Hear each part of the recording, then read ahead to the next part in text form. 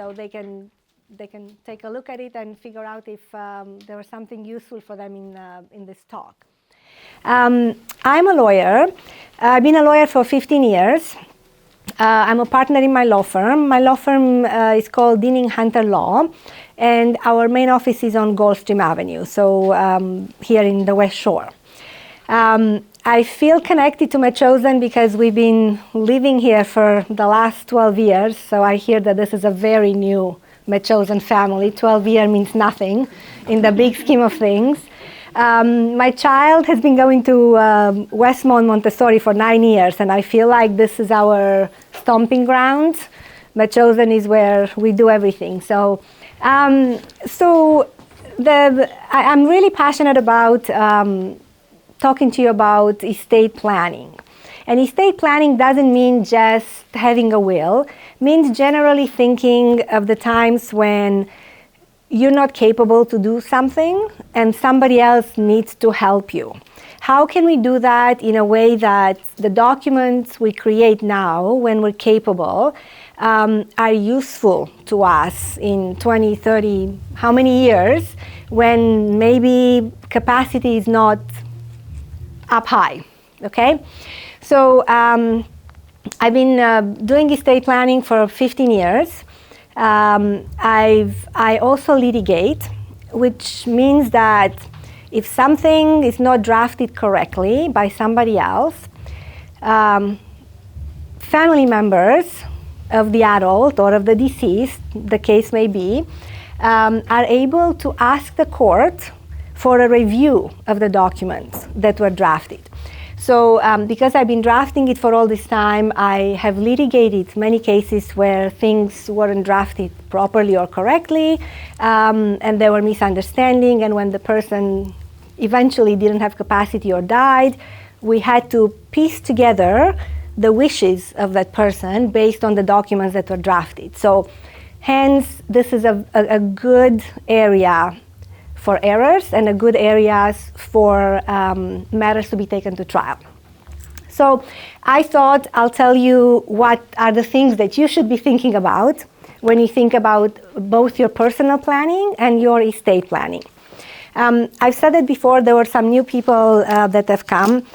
You're welcome to take any notes. This is being recorded as well. But I also had, I wrote what I call them discussion points.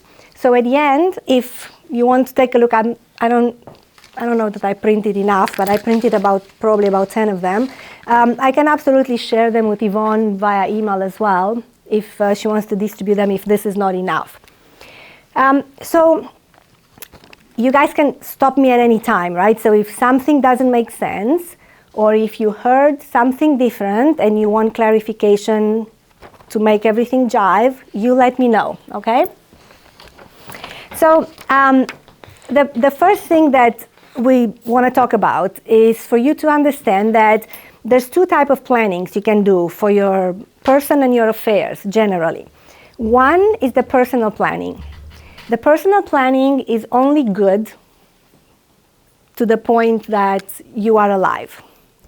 Once you pass away, the personal planning ceases to be valid or available for anybody to look at. Okay, so personal planning you do for the times when you're alive and you perhaps don't have the capacity that you all have now.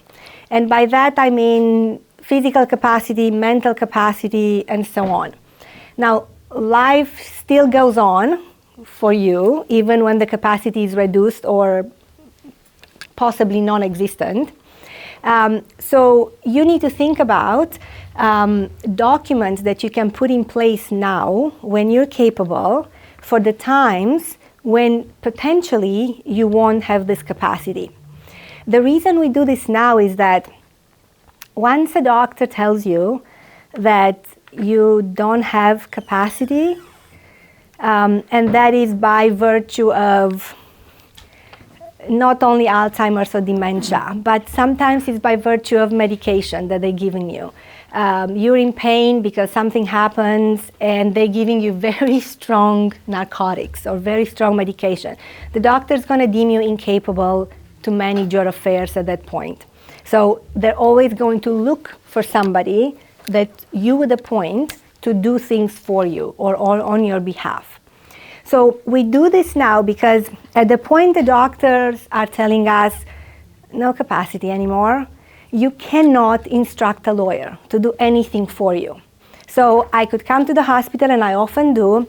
I go to the hospital and the person looks at me and says, I don't want my son, I want my daughter to do everything for me.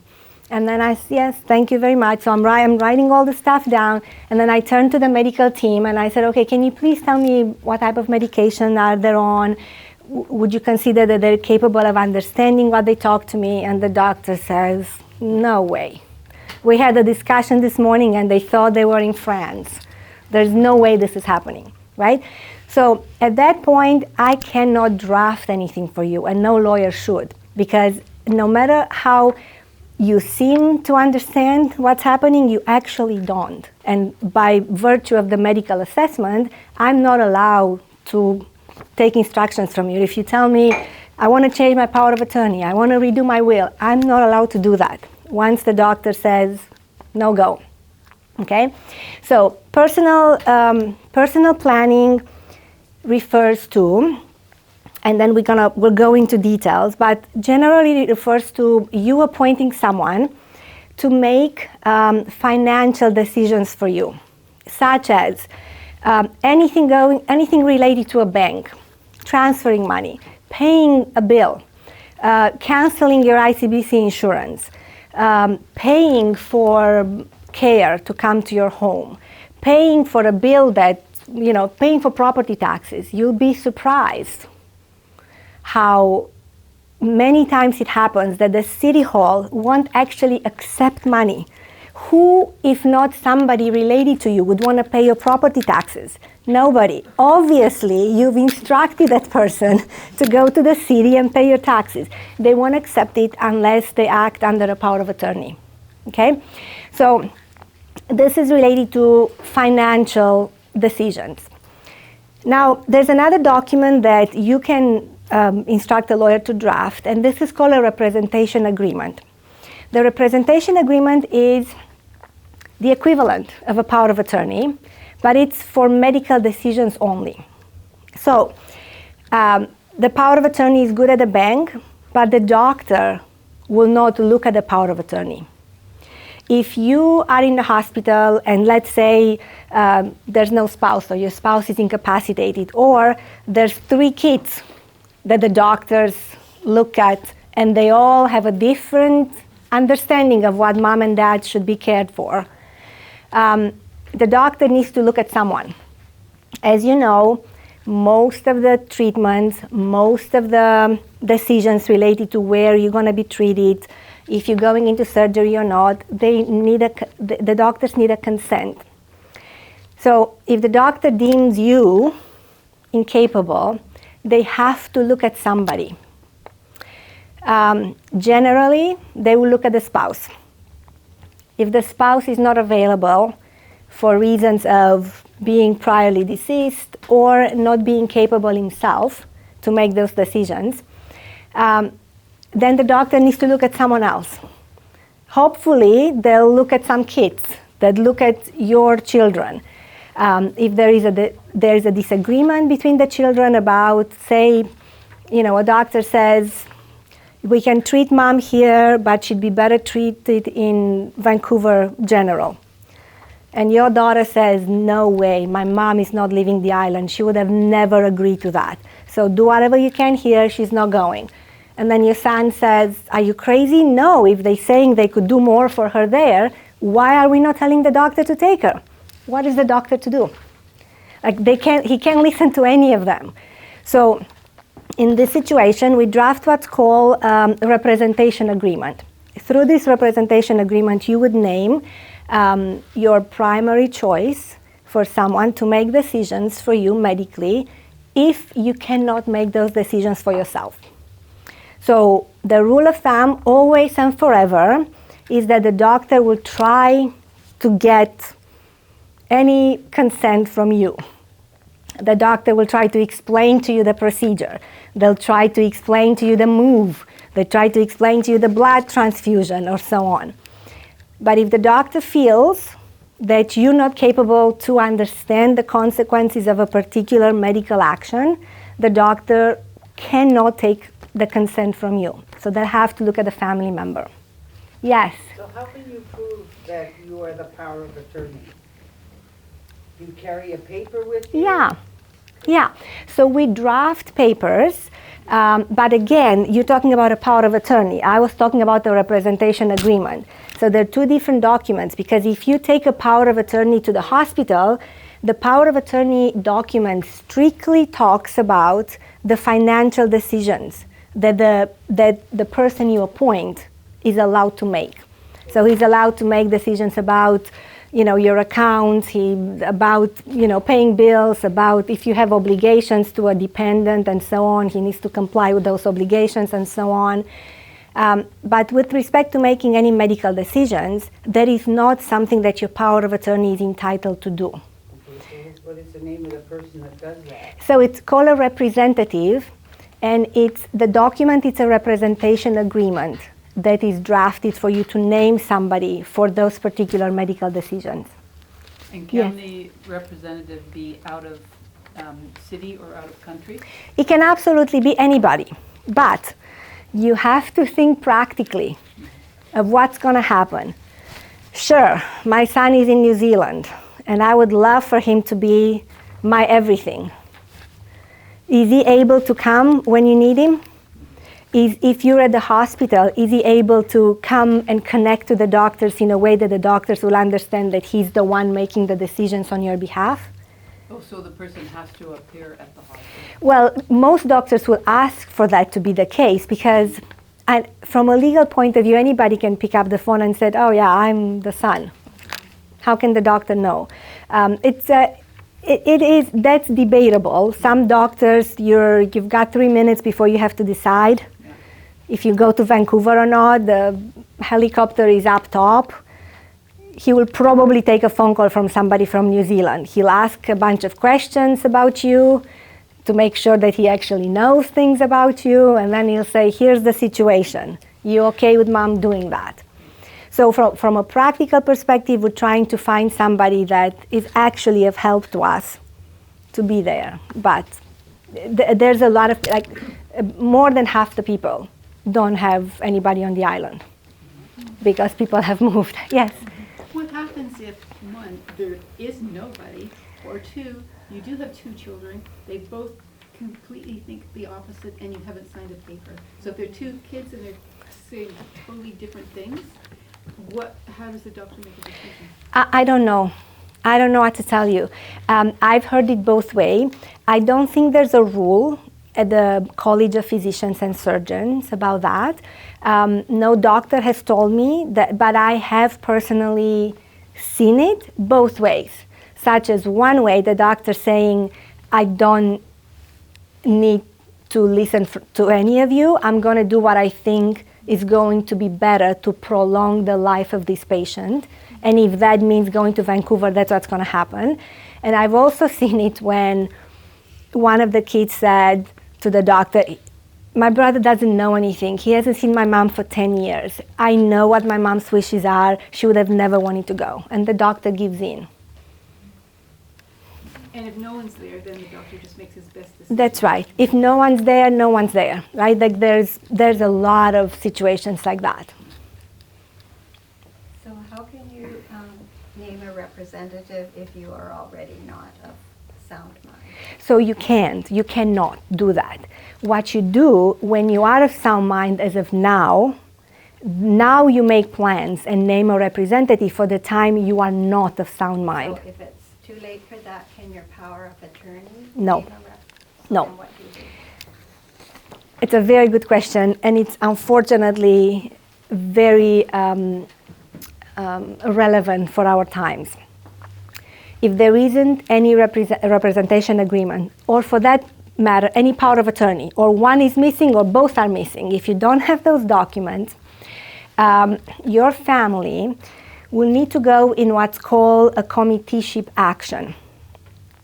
So what that means is that somebody in your family be there your children, your grandchildren, your sisters, your anybody that at some point is going to be asked by the hospital to take you out of the hospital and move you somewhere else. They won't be able to do that without those documents. But let's say no documents exist and you're at the point where you can instruct a lawyer to draft those documents. So then that person in your family needs to obtain from 2 doctors that have had you in their care, needs to obtain affidavits relating to your capacity. So the doctors will do this assessment where they ask you, they have a long assessment that they usually do, but they ask you a lot of questions. Some of them are about yourselves, some of them are about your money, about your children, about your family, about the world, about the president, about the prime minister. They're trying to figure things out of how much are you capable of understanding. And at the end of that, they're saying, nope, no capacity. So that person from your family that somehow is left in charge of figuring things out now needs to obtain the affidavits from those doctors, and they need to start the court application, a petition to the court, to convince the court that based on the affidavits that those doctors have provided, that you've been in their care in the last few months, you're not capable of instructing a lawyer anymore. You cannot do another power of attorney. You cannot do a representation agreement, but you need help, both with your medical decisions and with your financial decisions.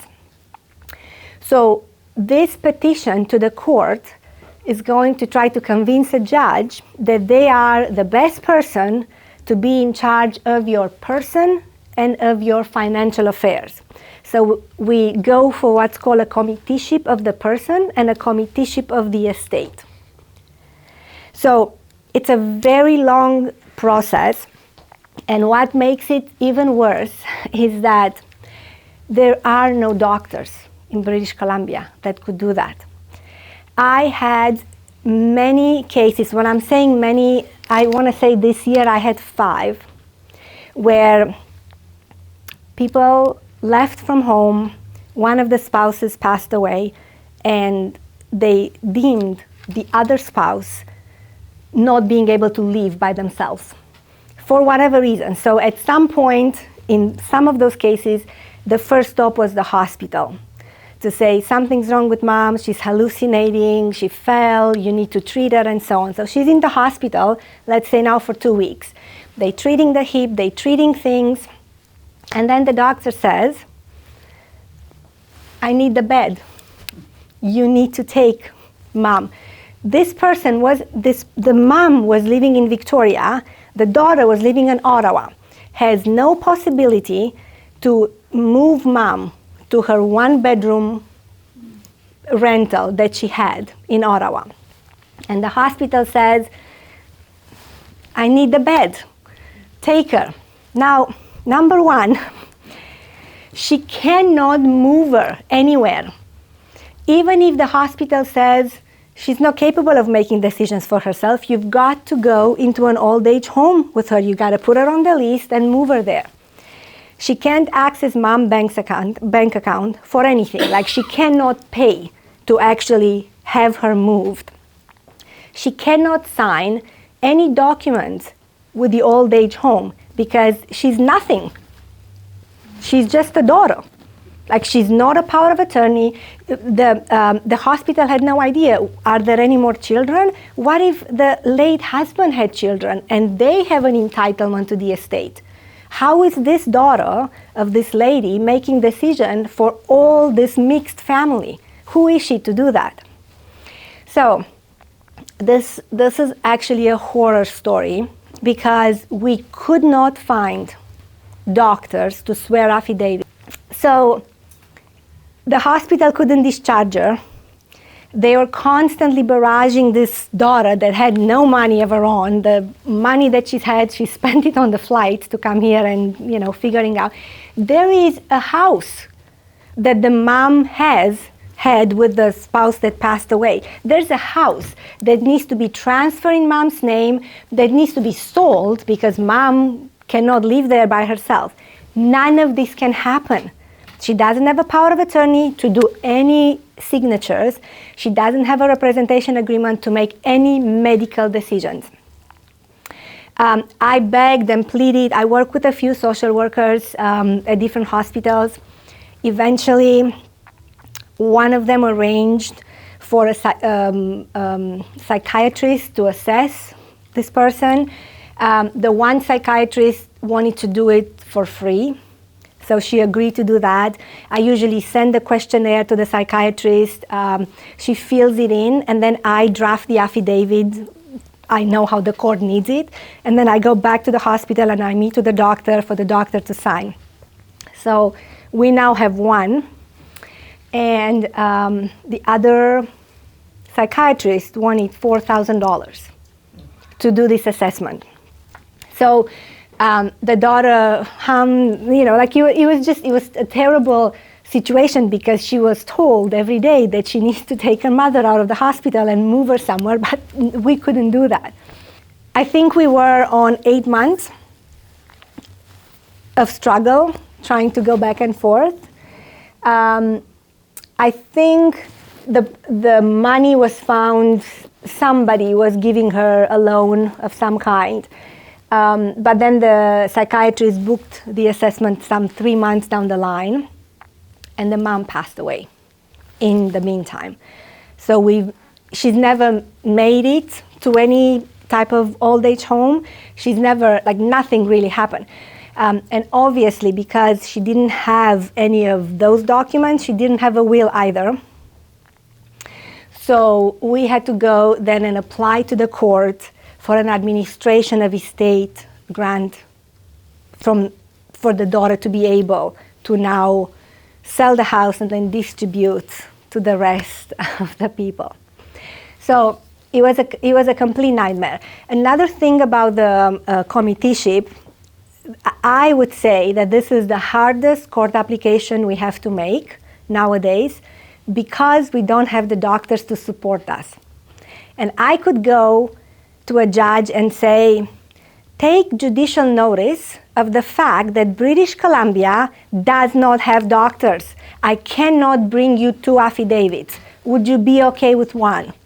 And the judge says, talk to the legislature. I'm just looking at whatever the law requires. And the law says 2 affidavits.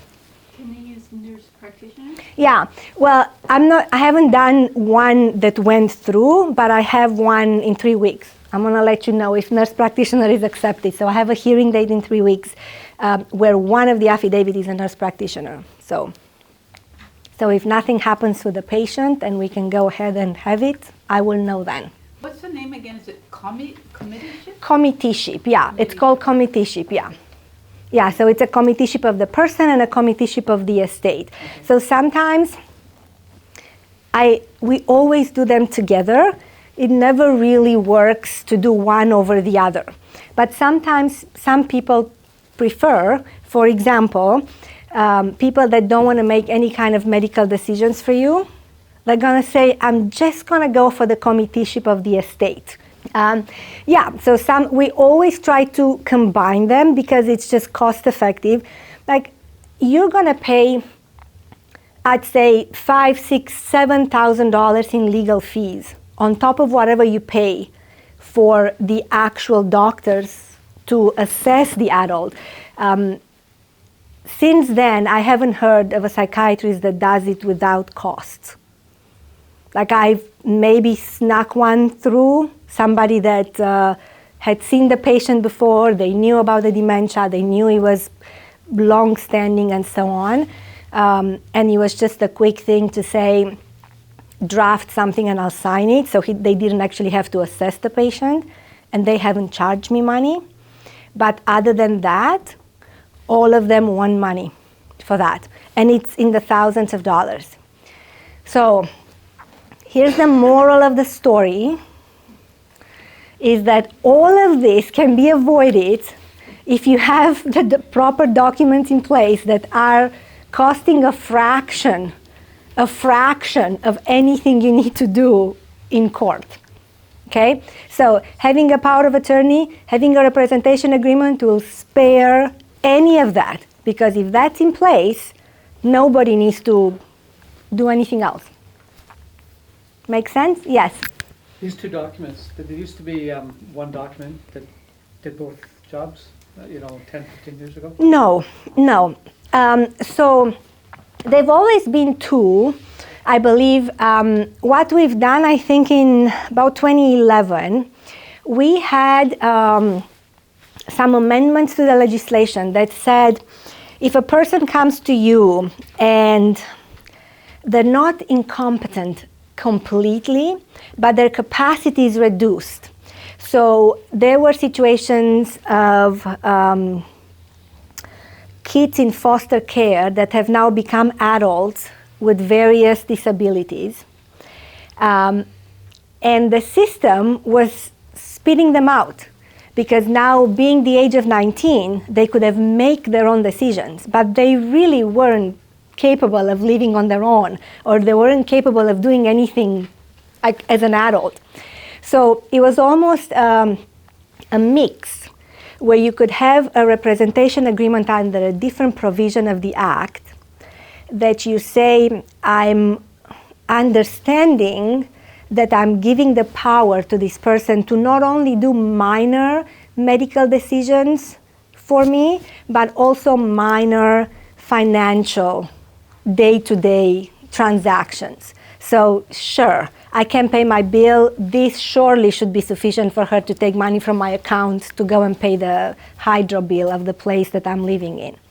So that's the mix. When the capacity is not full, so you're trying to give the person a document that is still helpful, but it's not the blown document that you would register at the land title office for somebody to sell your house. Okay, and do spouses have to have these kind of agreements? Or does the spouse have a special?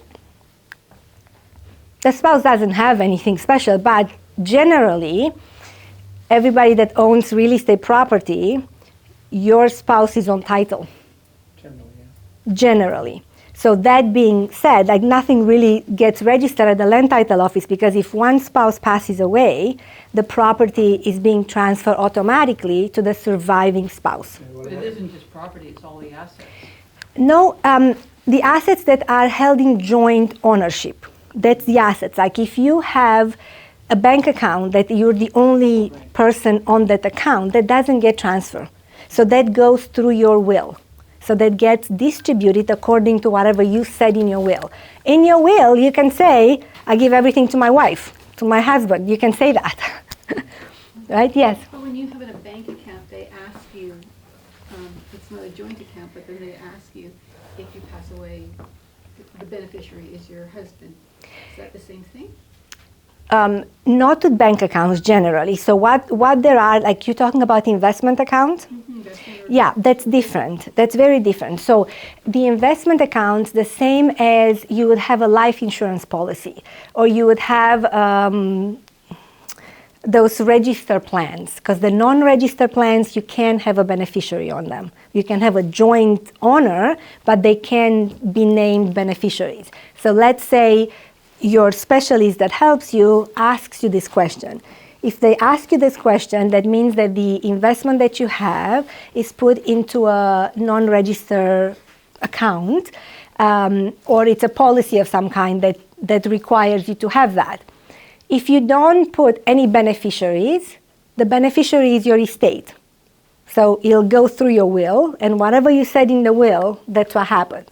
But if you have a beneficiary named in there, it will allow the beneficiary to get the money on your passing. So that goes, we call that outside the will.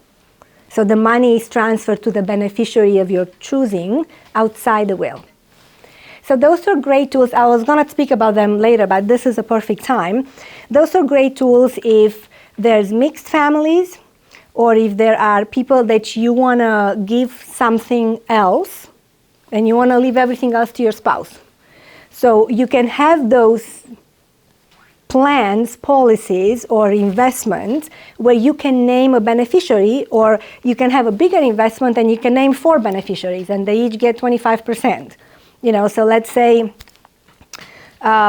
you leave everything to your children, but then this investment policy that you have, you want to leave money to your grandchildren directly.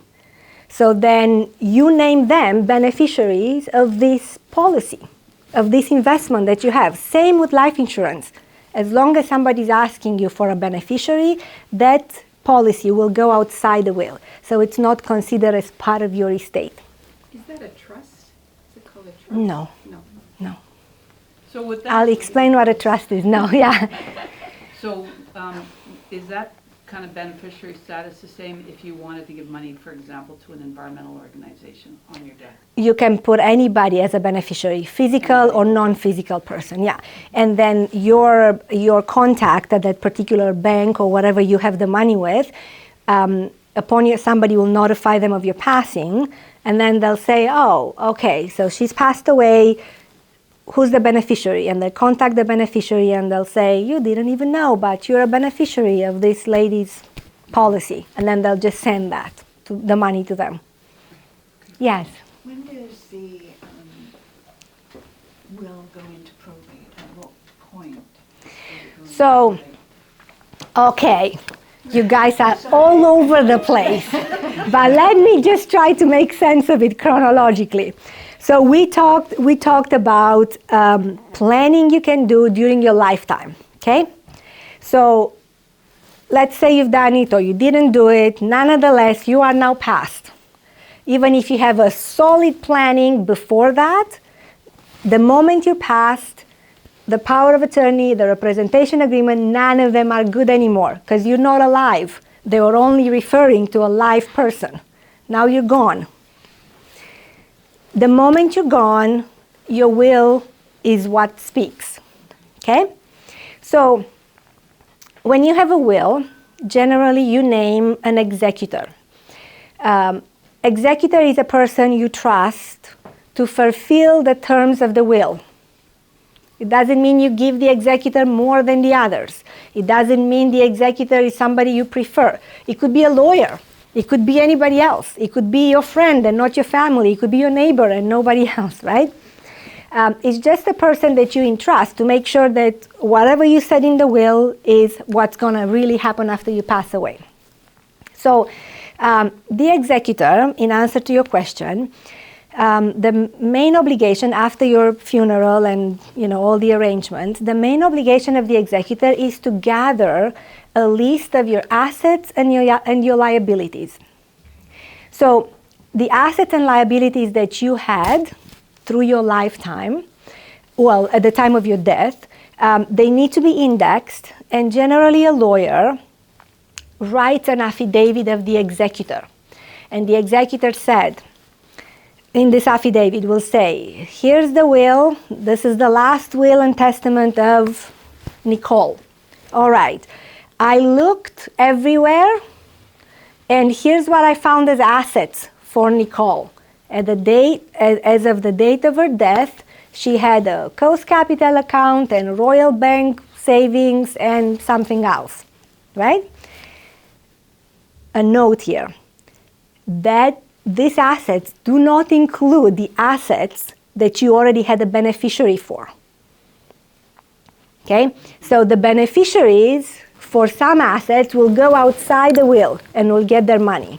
Okay, so we'll gather these assets and then we'll say there was, I had to pay a hydro bill and there was a credit card bill and there was a mortgage. I don't know, any liabilities that you have. So then everything goes onto a list. And we create an affidavit of the executor where the executor at the end will say, here's the pluses, here's the minuses for this lady. I think her estate is worth about 1.2 million. She had the property, everything is worth $1 million nowadays. So, let's say that's the case. And however time it takes the executor to do that, some executors are quick, next week. You barely are passed and the executor wants to just get rid of everything that they need to do. Others are afraid to even start talking to the bank about you. They're afraid of coming to see a lawyer first, so they're taking their sweet time to do it. What generally happens in those cases, the beneficiaries are starting to poke after a couple of months, right? So the beneficiaries are starting to say, okay, I know Uncle George was your choice for the executor. Uncle George, how can we support you for you to put the will to probate? What happens here? What stops you? Why are we not getting our money? Okay? So once the executor gets the ducks in a row and we can draft something for them, we put the will through probate. That's the answer, okay? So there's not a specific time. It could be 2 weeks. It could be 1 year. Does it have to be a specific number that an estate goes into probate? Like if the estate is only worth $25,000. I think that's the limit, but some banks will still ask you to probate for $28,000, just a little over. If you have real estate, it's always probated. Sometimes, this is very tricky. Sometimes the parents sign mortgage or credits, line of credits for family, grandparents, grandchildren or children and so on. And the bank, when you're signing as a guarantor, the bank asks that you go on title of their house for 1%. So when you pass away, let's say you've done a good job planning and everything you have either has a beneficiary or you are joined with your spouse or with somebody else. So really, in theory, it should be 0 to probate because you went around it. But you're on title for that 1%, and because of that, we have to probate. Even if you don't expect that anybody gives you the 1% value of that property. Like you didn't contribute to the property, but you are a 1% owner because you guaranteed their mortgage. So we have to probate for that. Yeah. Sorry, there was another question there and I shut you down. 2 questions, I guess. One, whether or not there are any special arrangements that should be made with nonprofits or charities if you want to make a donation to them. Secondly, if you were wanting to, let's say, write them as the beneficiary of an industrial bond, which might mature whenever, but let's say the maturity date 25 years down the road, is cashable at any time. So what kind of risks are involved in there? And maybe it's something which should be done before you even then you get it out of the state altogether. So the risk would be that they take it out before the 25 years? Because being cashable at any time, you're considering that being the risk? That's right. Yeah, so I'll start with question number 2. That's a personal choice you're making because you're discussing with this charity or with whoever you want to leave money to, you're discussing your wishes. What generally happens, and that goes into your number 1 question as well, what generally happens is that when you really want a lot of money to go to a charity, you're discussing with them before. The only thing that a lawyer needs to get from them is their proper identification. How do you want the name? They have registered numbers as a charity. That's a paragraph that they need to make sure that everything is correct in there. But other than that, they should be inquiring with you, what would you really want to see done with that money? Most of those charities have various tasks, various projects that they're organizing. You may make a decision and you can create a document to them, and this document will be George's wishes with respect to that. And that could be, I'd like the money to be used first for Project Hope ALS. And this I like it to be used for equipment for people that have ALS on Vancouver Island. I would like this money to be, like that could be that specific.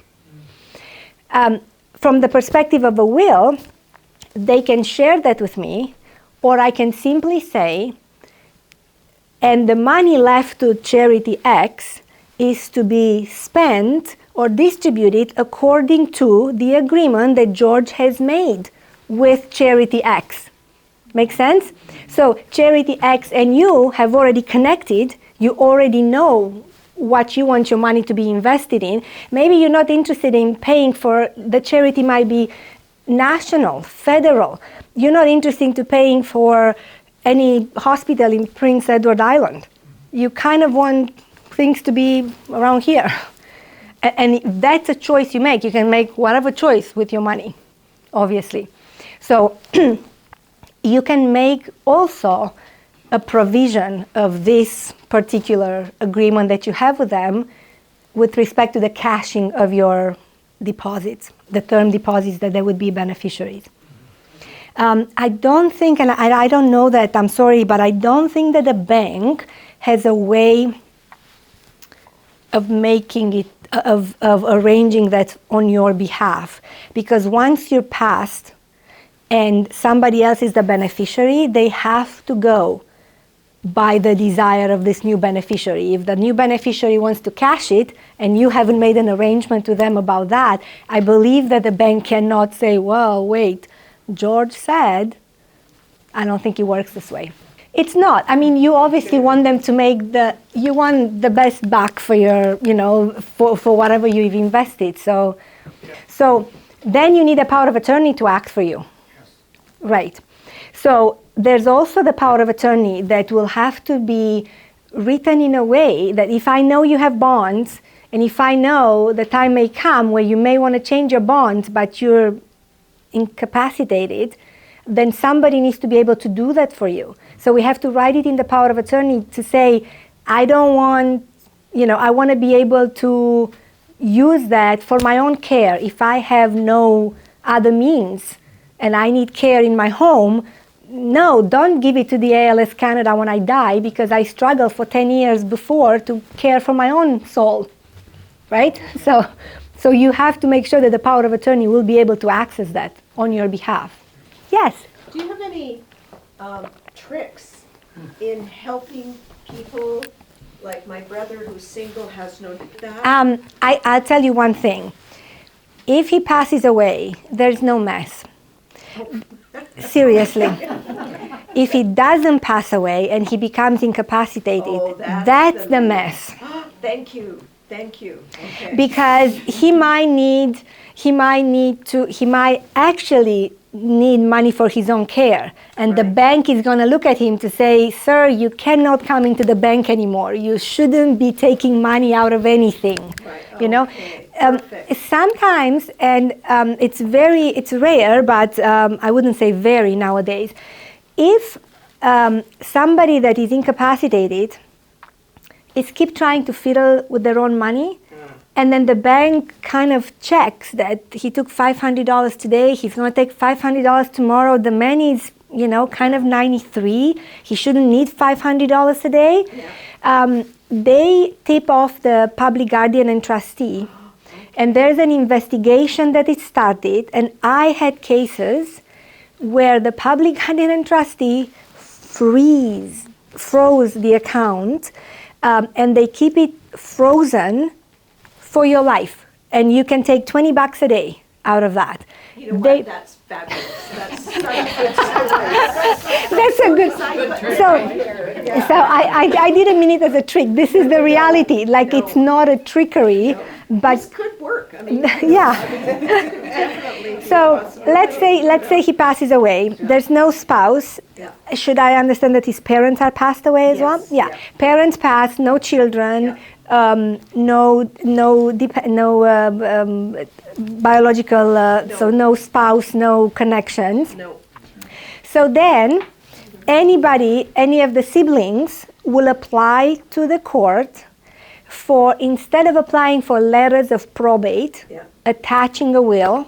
So instead of applying as an executor for letters of probate, you're applying as a potential administrator, and you're applying for letters of administration for someone that didn't have a will. Okay. The only complication at that point is that what if the brother and the sister want to both apply? Oh, no, they don't. I know you're out, so you don't want to do that, but let's say there is a situation where more people want to apply. So if there's no will, and even if there is a will, but there's no mentioning of the executor fees in the will, then the executor, same as would be for the administrator, are entitled to the compensation that is provided in the Trustees Act. And this compensation goes up to 5% of the value of the estate. They are entitled to up to 5%. Now they got to justify their 5%. So 5% generally reserved for my brother had a house. I had to clean the house. He had tenants. I had to put the tenants on notice. I had a residential tenancy board hearing because the tenants didn't want to leave. They were impeding me from closing on the sale of the house. He had shares in a company. He had those, what do you call it when you go somewhere for 2 weeks in a year? Timeshares, and I needed to deal with that, and some of them were in Thailand, some of them were in Mexico. Sure, buddy, have the 5%. Nobody's gonna say that you didn't do your work, right? But if there's nothing, and dear brother has a bank account that needs to be probated, and all you have to do is go to the bank and give the lawyer the date of death balance, chances are the judge is not going to be okay with you getting 5%. Okay, yeah, Right? So it is up to 5%. okay. You can choose in between, but that's the answer. It's because there's some financial gain Right, to it. okay. So even if there's, let's say in your brother's case, there's like 4 siblings, and one of them applies, before they split it in 4, the one of them will have to get off the top the executor fee, and then they'll get the quarter share of whatever it was. There was actually 4 of us. You must have been reading my mind. There you go. Sorry, I have one question here. Yes. Well, in a situation like that, everybody's distanced, for instance, and somebody dies without a will, nobody is sure. How does somebody know that that the person has died and he can make an application? Like, how do we go about that? How do you know that they died? Yeah.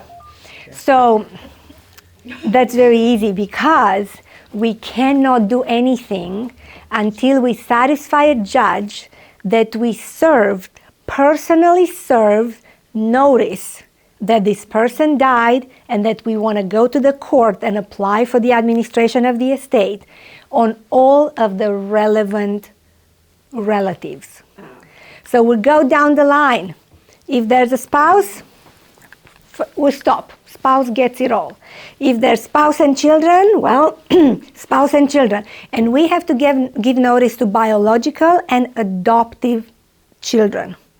So if it's your stepchildren, no go. They're not entitled to anything, right? You can make them put them in your will, but by the rules of intestacy, which are the rules of you dying without a will, that's the rules you go by, we got to look down the line. Then we look at the parents. Does he have parents? We have to make sure that we notify the parents. Then we look at siblings. So what happens is that a judge will have to look at someone's affidavit. So somebody has to come in my office and swear that you only had 2 brothers. If he's trying to hide the 3rd brother, and if he's not telling me about it, I don't know. But guess what? The 3rd brother, anytime he finds out about it, he can go to court and say, he lied. I was alive. I was a biological son. Or we were all siblings. So all of that is turned. there's action and criminal action, and they take your money back from you, and there's more to it. Yeah, sorry, I'm here in the back, yeah. I had an instance happen to me. My husband passed away 15 years ago, Sorry. and everything went to me. I have a son. So here's what she's referring at. In British Columbia, because we're very special, it's the only province that we have this legislation that allows a judge to vary a will that you wrote, or through your lawyers, you instructed a lawyer to do that, if you are not providing for your spouse and your biological or adopted children. That's the law. So the reason behind it is that they shouldn't rely on the government to provide for them when there was this estate that they could have taken a part of and they could have lived better. They shouldn't, and this is generalized because there's a lot of people that never will access government social insurance or unemployment or anything like that, or other benefits. But in a very general way, the legislation has always been in British Columbia that you should provide for your spouse and your biological and adoptive children, unless there are solid reasons for you not to do so. What should have happened in your case, Grace, you should have been asked for a statement regarding your relationship with your son. And that statement would have been part of your will. You could have given him 0 throughout, and you could have had a letter explaining the reasons for it. We were talking about naming beneficiaries. So let's say, in your 90s, you say, I'm going to sell my property and I'm going to rent because I don't want to look after this yard. I can't go up and down the stairs. I'm going to rent somewhere. And all this money, I'm going to put it in a fund, and some kind of policy that I name a beneficiary. And that beneficiary is only my daughter.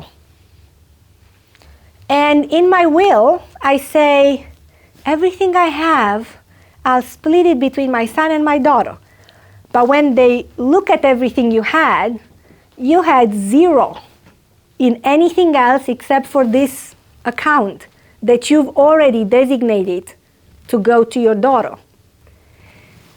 So your son, unfortunately, has an action against that transaction of you naming your daughter the beneficiary of that estate. Unfortunately, nothing is ironclad. He can still attempt to do so. He can attempt. Yes. So the reason he can do that, because literally he's going to ask the judge to look at the bigger picture. And he's going to say, let's look at what my mom had when she passed. Shares in this company, the property, this, that, the other bank accounts, and so on. What is this about? Let's say 4 million. And me and my 2 sisters, through the will, we shared 200,000 because she managed to do something to get my sisters for the other $3.8 million as a beneficiaries outside the will. He can still ask a judge to look at the big picture. Not if the businesses belong to the daughters. Right, but you've given that to them. You're the one that, unless they bought them for you for fair market value, and you've taken the money and you've put the money somewhere else. Well, just out of interest. Yeah. In situations like this. Yeah. Basically, when you write a will, if it should be equitable to all your kids. And No. if it's not equitable, then it's going to be challenged? No. So if you feel that one or more of your children shouldn't get the same as the others. So either less or none of the others, if that's what you feel, you have to be able to justify that. In the will. Well, we do that as a attached a statement that I will draft for you in a way that will please a judge. So you tell me about the relationship, and then we'll craft that in a way that statement will speak for you when you cannot speak for yourself. And that's been done in my case. Right. So you passed away, and at this point they have the will, and they have this statement that they're going to say, why did he hate me? And you're going to say, I'm not hating you. I'm not hating him. I'm wishing all the best for him. But he was not my moral support in all the times that I needed. Like the kids that were my moral support were those three. And I've got to know my grandchildren, and I got to do that. He's gone up in East Vancouver and slept in a tent for the last 10 years. And I have no idea if I have grandchildren or not from him, and he hasn't accepted help. Yeah, yes. I'd like to switch to a different kind of question. Go on. Okay, which is, there's a lot of, because there's so many either divorces or, well, I guess not divorces, but say you're married and your spouse dies, you have a will, but is there a way that you can protect the assets that you jointly created with that person, so that it doesn't end up that those assets then go to the next marriage and changes not only what goes to the children of the first marriage, but other wishes that you might have? Yes. So 2 ways you can do that. One, I could help you with. The other one, you've got to find a family lawyer that has a stomach for dealing with family cases. But the family lawyer is helping you by creating what's called a cohabitation agreement. So when you go into this new marriage, the new marriage you'll come in with something, he'll come in with something, and you're creating a document which is called a cohabitation agreement, where you say, we can stay on this property and you don't have to pay rent, but it's not the property that belongs to this marriage, it's the property that belonged to me and my ex, therefore our children will inherit that. And then you're double supporting this by introducing the same type of provisions in your new will, that you're going to have provisions for your children and for your new spouse. And what if the new spouse refuses to agree to a cohabitation agreement? Well, number one, you picked wrongly for your second spouse. So then that's a problem that I can help you with. Then he won't do the cohabitation agreement. You still are completely entitled and independent to do your own will. And generally, there's a paper trail for the money, right? So if somebody comes on to live with you, and there's no mortgage on the property, there's nothing, and they just live with you, obviously this is something that you've had before they came along. So there's always a paper trail of things that we can fight. In light of the judge's ability to review a will, is it viable? Can you actually leave your entire estate to a third party, like a charity? You can, and that's a good enough reason. I've had this done actually, and so it's only a problem if your family makes it a problem. If your family doesn't go to the judge to say, hey, I needed a part of his money, why didn't he leave me the money? I'm his son, I don't understand, right? And then in the statement that you will have attached to your will, you'll explain how everybody's been looked after, everybody has their properties, everybody has their own money, they all work for, they all have their companies, their properties are more valuable than yours, and you wanted to do something significant with your property. I had actually a lady who, and her daughter wasn't wealthy by no means, but she understood. She wanted to leave her townhouse to a hospital-associated foundation who housed families of people that were going through various procedures like cancer and a bunch of other things at Royal Jubilee. And the foundation always had to put them in a hotel or like a motel or somewhere because people didn't have the money. So she's left, like in her will, she's left her townhouse to them. And she's explained that, you know, whatever I have another $50,000 or however until the time I die. Whatever is left, I'm leaving that to my daughter.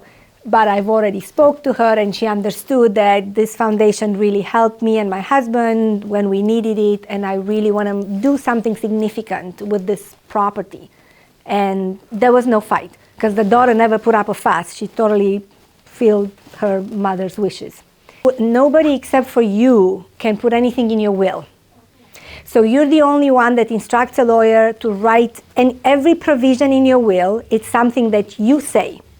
So you start the will by saying, I, Mary Williams, this address. I name this executor. In the alternative, I name this executor. And that's actually really good. If you can get the people interested to agree to the planning that you've had, I always say that transparency with your family is just half the battle is won. You got to just tell them, here, that's what I want to do. If you know, you never have to tell them how much money you have or how much money you leave them. Nobody should make you do that, right? But if you feel that you're going to move away from what they expect you to do and you're going to really leave your house to a charity, you should discuss this with them.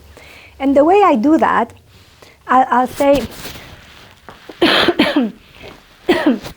send them a message, an email. I want that in writing. So what I would do, I would say from you, you would send an email and CC your lawyer or, you know, whenever, you bring the email after and you say, dear daughter, you'd recall we talked about this and you've agreed, you understood my wishes. Can you please let me know that you didn't change your mind, that you still understand where I'm standing with that, and then you respect that. And then let her reply. And that's good enough for me. Nothing else needs to go in the will, right? It means that she had agreed with you. She has done, you know, what you've asked her to do. You would write her a letter, because, yeah, and she would answer, yes, yeah, yes. What's your opinion of will kits, when they're appropriate, when they're not appropriate? Yeah. And are they better than nothing? They're better than nothing, for sure, because Sorry, I didn't get that. What was the? Will kits. will kits, okay. like the ones you download type of thing, yeah. So obviously I'm not a fan because I don't think you had your capacity assessed by a lawyer. Nobody had figured out that you're not under any undue influence when you wrote that. There are issues with respect to the formalities of signing the will as well. So even if you do a will and it's not signed, initial signed properly, two witnesses being there in the same time with you and so on, you might do it. You think you have something and then you have nothing, right? So when you do a will, actually, we haven't talked about this yet, but when you do a will and you walk into generally a lawyer's office, they have to make sure that, first of all, you have capacity to understand what you're doing. When you do a will kit, your wife can write it for you, right? I don't know if you had capacity at this time. I have no idea. You didn't have a doctor for the last 8 months. Your doctor retired. Nobody has you under their care. I have no idea. Did you know what you're signing? Did you know that you're leaving everything to her children? You know, maybe you did, maybe you didn't. Secondly, nobody assessed whether somebody unduly influenced you at the time of your signing. When you come to my office, nobody else can be there when you're signing the will, when you're giving me instructions. I need to ask you all the questions that I need to ask you to make sure that nobody is making you. And it's not the obvious influence that we have to red flag. It's the influence that relates to, if you don't do that, I'm not coming to see you anymore. I'm your son. And as a son, I say, you can leave my sister the Pender Island property. I want them a chosen residence. If you don't do that, I'm done. You're here by yourself in the house, have at it. Go shopping by yourself. Figure out how to get to the hospital by yourself. I'm out. That's influencing you because you're dependent on a person that you feel compelled to do what they tell you. Because otherwise, you're going to suffer. They're not going to beat you. They're going to simply be hands off.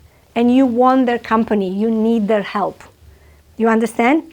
So that's also true. But there's 20-year-olds that have children. So the second you have a child, and let's say in your will you say, I'm leaving everything I have. My wife is my main beneficiary. I leave everything I have to her. But if she's not surviving me, or if we're dying too close together and nobody knows who died first, I want my trustee to hold what I have in trust for my child.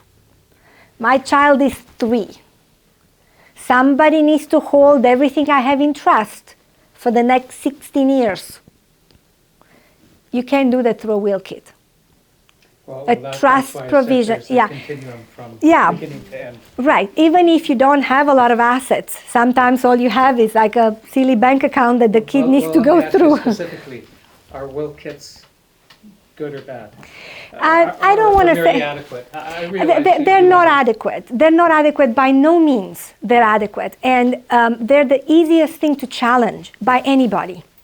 So if you wrote something in a will kit and any of your family member wants to challenge it, the judge is going to say, yeah, who knew? Did he have capacity? Was he influenced by somebody? Did he actually knew? Did he know what he was writing? Who knows?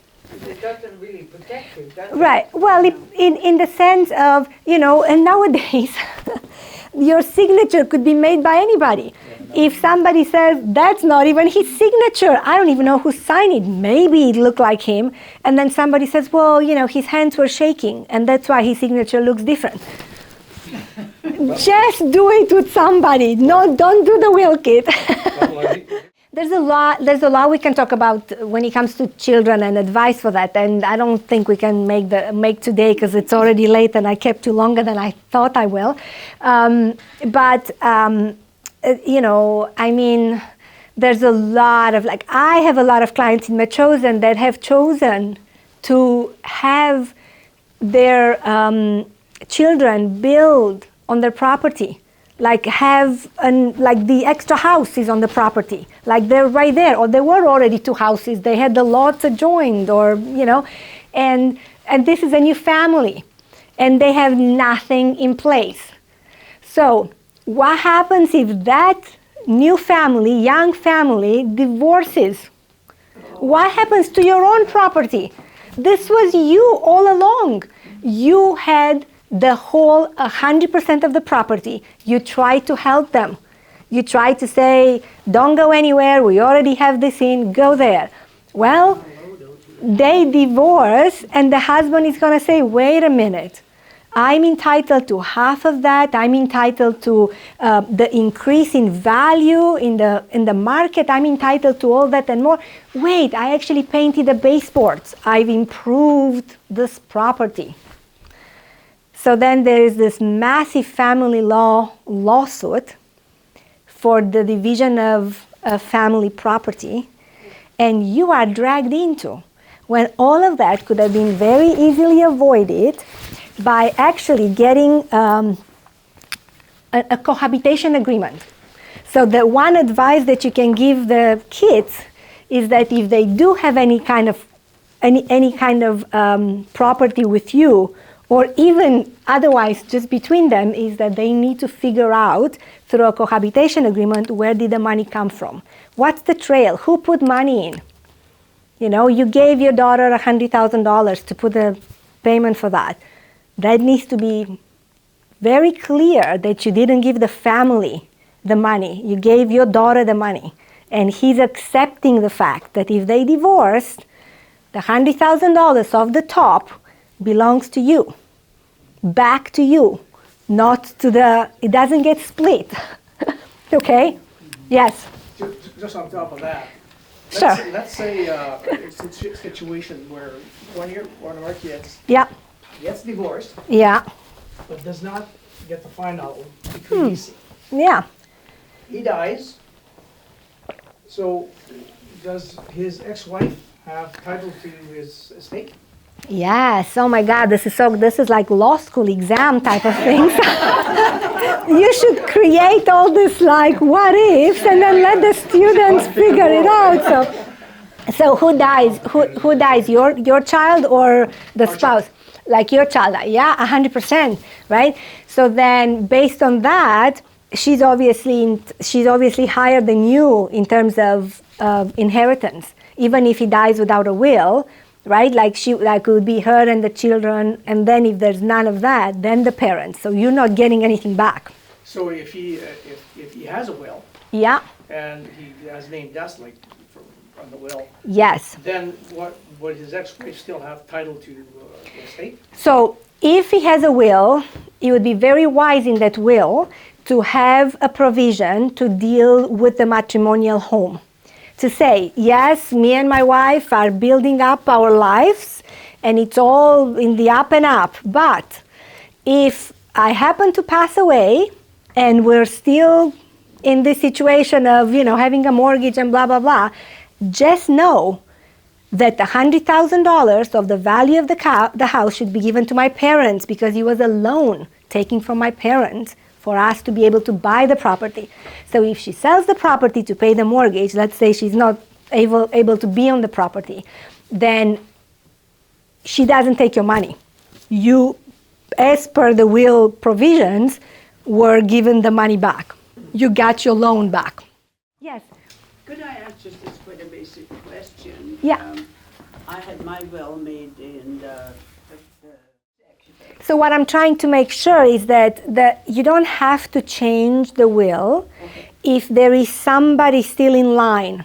As upon probate, when they do probate, the lawyer will ask for the death certificates for everybody that is named as a beneficiary. So if you named your son that passed away as a beneficiary, the only thing that your daughter needs to do is to write a paragraph in the affidavit to say, my brother, John has passed away.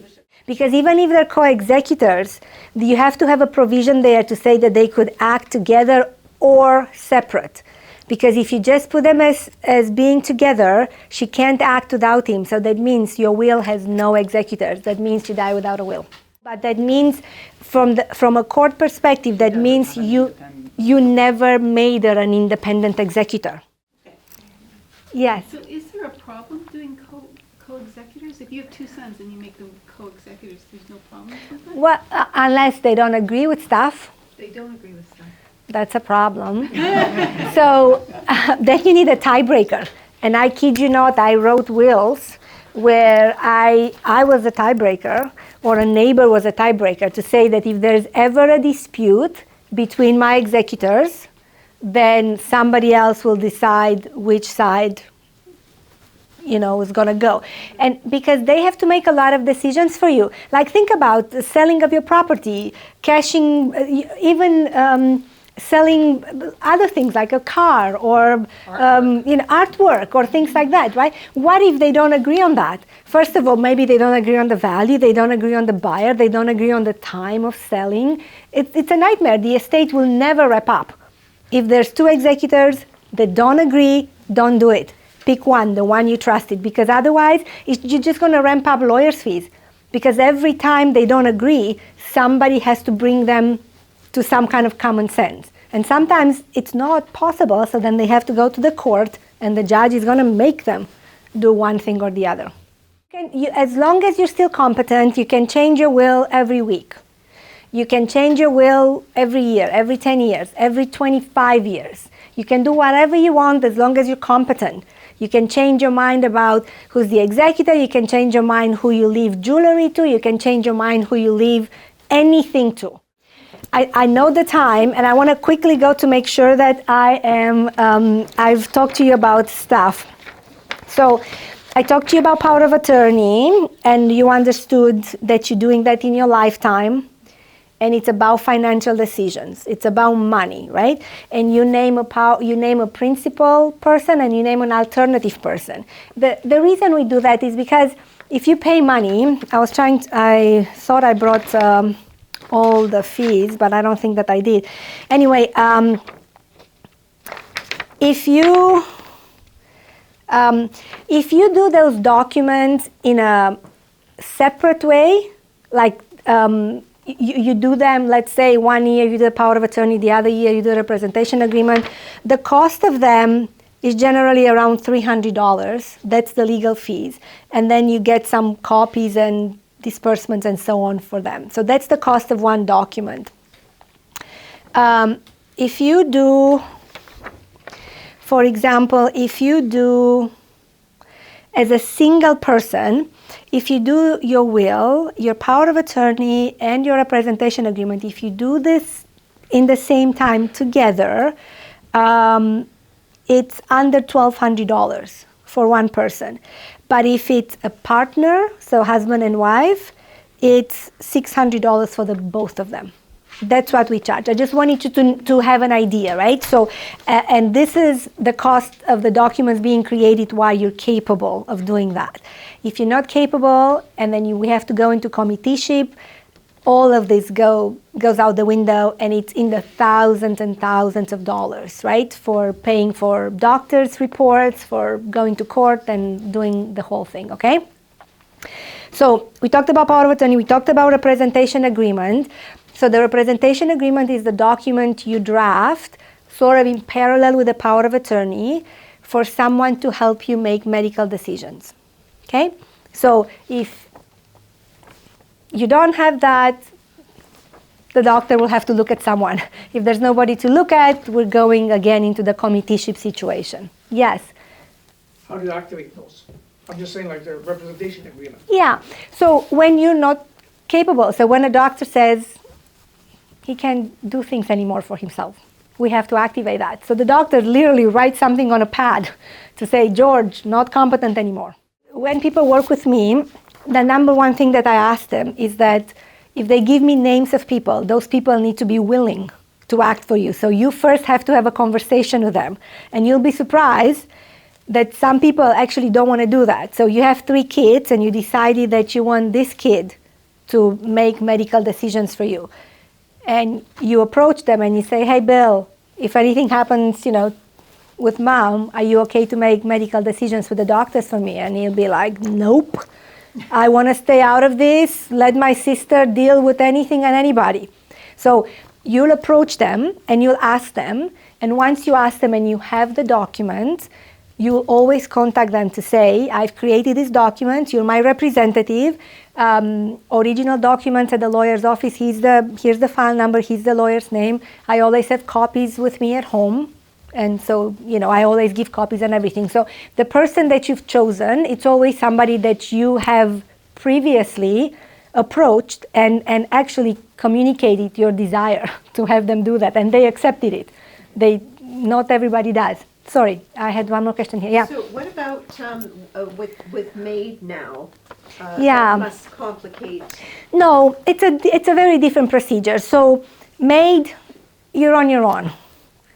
With MAID, you have to have capacity. Oh, okay. You have to tell the 2 doctors need to come and talk to you, and you need to be able to say, or through the computer, I've had clients like that. They had ALS, and you have a dot on your forehead, and the dot writes for you because that's the only thing that you can move. There's no muscle movement anymore, right? So the doctors say, you wanna end your life, yes. Talk to me about it, tell me why, and then you write about it. If you can speak, more so, right? It's even better. The doctor understands that. You have to have some kind of diagnosis that it's final and terminal, like you can decide that I don't like life today, I'm gonna just talk to somebody to assist me with suicide. So if you are incompetent, you can do that. okay, so somebody who you've appointed as your medical representative cannot person. No. Okay. There is no pulling the plug from anybody that has medical representation on you. Okay. There's no such power. This is a personal, yet, I don't know. This is a personal decision. You've got to make this decision for you. Nobody can make it. Can you imagine the abuse if somebody could make that for you?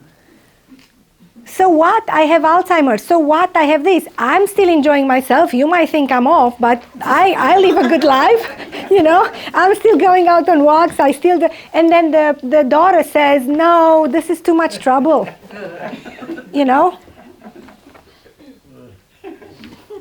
Only you alone, right? So, okay. So we talk about that, this, that. Okay. So 2 things when you're alive, and generally 1 thing when you pass, which is your will. Okay, so the will, you've got to have beneficiaries. We talked about different issues with biological children, adoptive children. We talked about a lot, so I don't know how that's going to go, but what you're going to remember about it. Any other questions? Yes? What are probate fees? Probate fees it's a continuum thing. I think it starts, like the first $25,000 are not charged, but then it's 0.06 for every increase of 5,000 or something like that. I'll give you an example. Last estate we had, after deducting stuff, it was maybe around 900,000, and the probate fees were about $6,000. So that's how they were calculated. So again, they calculate that by deducting the liabilities from your assets. So sure, you have your property is $1.5 million, but you had a line of credit, you have a credit card, or you have this and that, all of the stuff are taken out, and then you get a number. That's your estate pool, and that's what it's taxed by the government, by the Ministry of Finance. Thank you. Thank you, guys. Thank you. That's awesome. Thank you. Thanks so much for having me.